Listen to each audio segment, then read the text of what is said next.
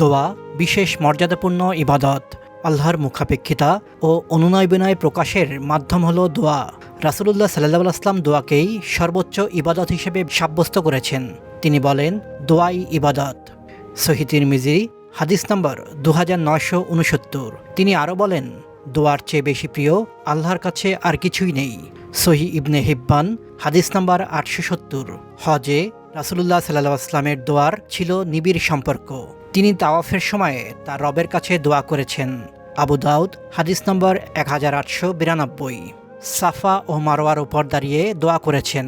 আরাফায় উটের উপর বসে হাত সিনা পর্যন্ত উঠিয়ে মিসকিন যেভাবে খাবার চায় সেভাবে দীর্ঘ দোয়া ও কান্নাকাটি করেছেন। আরাফার যে জায়গায় তিনি অবস্থান করেছেন সেখানে স্থির হয়ে সূর্য হেলে গেলে সালাত আদায় করার পর সে সূর্যাস্ত পর্যন্ত দোয়া করেছেন।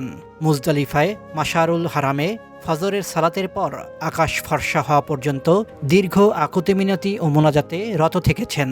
সহিহ মুসলিম হাদিস নম্বর 1218। তাশরিকের দিনগুলোতে প্রথম 2 জামরায় কঙ্কর নিক্ষেপের পর দাঁড়িয়ে হাত উঠিয়ে দীর্ঘক্ষণ দোয়া করেছেন।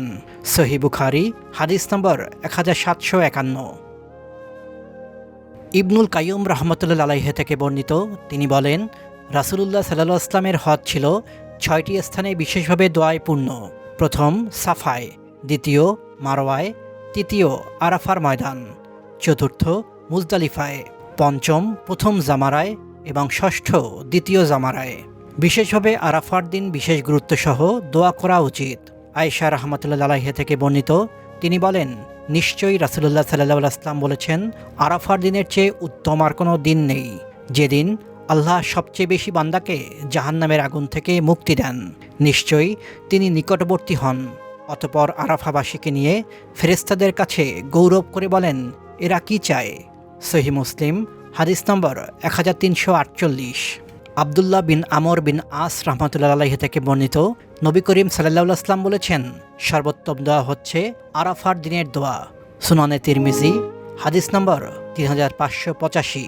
জাবের রাহমাতুল্লাহ আলাইহি থেকে বর্ণিত হাদিসে এসেছে, আরাফার দিন আল্লাহ তাআলা নিকটতম আসমানে আসেন এবং পৃথিবীবাসীকে নিয়ে আসমানের অধিবাসীদের অর্থাৎ ফেরেশতাদের সঙ্গে গর্ব করেন। বলেন, দেখো আমার বান্দারা উস্কো খুস্কো চুল, ধুলামলিন বদনে রোদে পুড়ে দূর দূরান্ত থেকে এখানে সমবেত হয়েছে। তারা আমার রহমতের প্রত্যাশী, অথচ তারা আমার আযাব দেখেনি।